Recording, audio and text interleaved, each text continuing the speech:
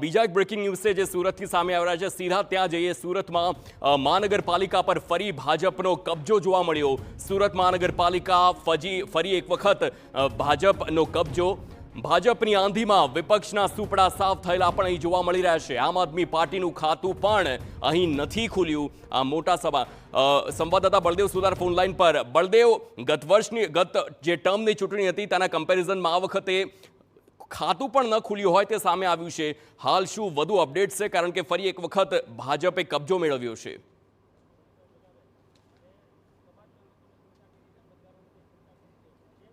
અત્યારે સુરતના ગાંધી એન્જિનિયરિંગ કોલેજની અંદર જે મતગણતરી શરૂ કરવામાં આવી છે, ત્યારે અત્યાર સુધી જેટલી અલગ અલગ જે વોર્ડની અંદર જે મતગણતરી પૂર્ણ થઈ છે તેની અંદર સંપૂર્ણપણે ભાજપે પોતાનો જે ભગવો છે તે લહેરાયો છે। અત્યારે દ્રશ્યોની અંદર જોઈ શકાય છે કે ખાસ કરીને સુરતની અંદર મિની સૌરાષ્ટ્ર જે પાટીદાર વિસ્તારો કહેવાતા હતા તે વિસ્તારની અંદર પણ જે રીતે આમ આદમી પાર્ટીનો જે દબદબો હતો તે પણ વિસ્તારોની અંદર એક પણ આમ આદમી પાર્ટીના ઉમેદવાર છે તે જીત્યા નથી। જે આમ આદમી પાર્ટીના જે ઉમેદવારોને સફાયો કરી અને ભાજપના તમામ જે મોટાભાગના ઉમેદવારો છે તે વિજેતા થયા છે। પાટીદાર ગઢના જે ઉમેદવારો છે તેમની સાથે વાત કરીશું। મહેન્દ્રભાઈ, આ વખતે પાટીદારોએ પણ આમ આદમી પાર્ટીને જાકારો આપ્યો છે। હવે પાટીદારો પણ વિપક્ષના લોકોને ઓળખી ગયા છે, તેમની માનસિકતાઓને ઓળખી ગયા છે। તેમે કરેલા ભ્રષ્ટાચારના જે કંઈ કાંડો છે એ વરાછાના લોકોને ખાસ કરીને પાટીદારો ઓળખી ગયા છે। મને ગૌરવ છે કે હું પાટીદાર સમાજમાંથી આવું છું અને પાટીદાર સમાજે આ વખતે ભારતીય જનતા પાર્ટીની તરફેણમાં બેફામ મતદાન કરી અને ભાજપના બધા જ ઉમેદવારોને જીતાડ્યા છે। આમ આદમી પાર્ટીના એક પણ ઉમેદવાર વિજેતા અત્યાર સુધીની ગણતરીમાં નથી થયા, થવાના પણ નથી આવનારા દિવસોમાં ક્યારેય પણ। અને ઝાડાનું અસ્તિત્વ હવે વરાછા રોડ ઉપરથી નીકળી જવાનું છે। કુમાર કાકાનું કામ કેવું રહ્યું?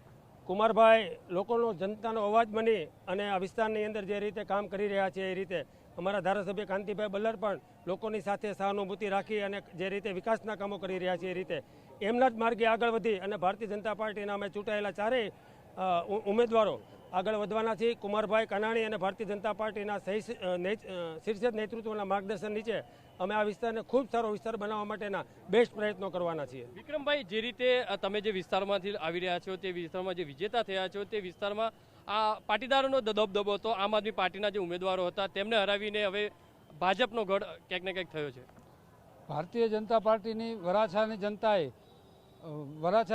ભારતીય જનતા પાર્ટી પર વિશ્વાસ મૂક્યો છે અને અગાઉના જે 10 વર્ષમાં જે બહુરૂપિયા જુદા જુદા રૂપમાં આવીને પ્રજાને છેતરતા હતા, આ વખતે પ્રજાએ મન બનાવી લીધું હતું કે આ વખતે છેતરાવાના નથી।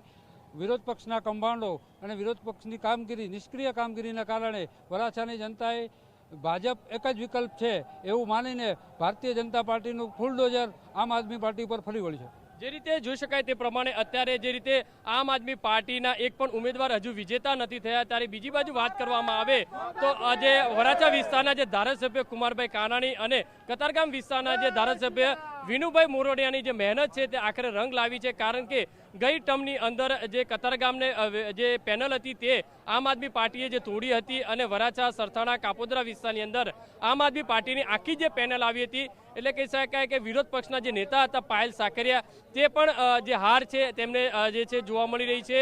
મનોજ સોરઠિયા આમ આદમી પાર્ટીના સંગઠન મંત્રી હતા તે પણ જે રીતે હાર જે છે જોવા મળી છે, એટલે કહી શકાય આમ આદમી પાર્ટીના જે મોટા નેતાઓ છે તે પણ ક્યાંક હાર તરફ જોયા છે અને તેના કારણે પાટીદાર વિસ્તારોની અંદર જે ભારતીય જનતા પાર્ટીનો 10 વર્ષ પછી જે એન્ટ્રી થઈ હોય તે રીતનું લાગી રહ્યું છે। કારણ કે અગાઉના 5 વર્ષે જે કોંગ્રેસ તરફથી જે કોર્પોરેટર જે ચૂંટાયા હતા અને ત્યારબાદ વર્ષ 2021ની અંદર આમ આદમી પાર્ટીના જે કોર્પોરેટર ચૂંટાયા હતા, એટલે કે 10 વર્ષ પછી આમ આદમી પાર્ટીને જે જાકારો આપી અને ભારતીય જનતા પાર્ટીના કોર્પોરેટરો છે તે પાટીદાર વિસ્તારોના પાટીદાર ગઢની અંદર એન્ટ્રી કરી છે। ત્યારે હવે આવનારા સમયની અંદર ભારતીય જનતા પાર્ટી આ જે પાટીદાર વિસ્તારોની અંદર પોતાનો દબદબો યથાવત કઈ રીતે રાખે છે, કઈ રીતે કામો કરે છે તે હવે જોવું રહ્યું। જી બિલકુલ, આભાર બળદેવ સમગ્ર માહિતી બદલ। તો આ હતી સુરતની વાત ને જે પ્રકારે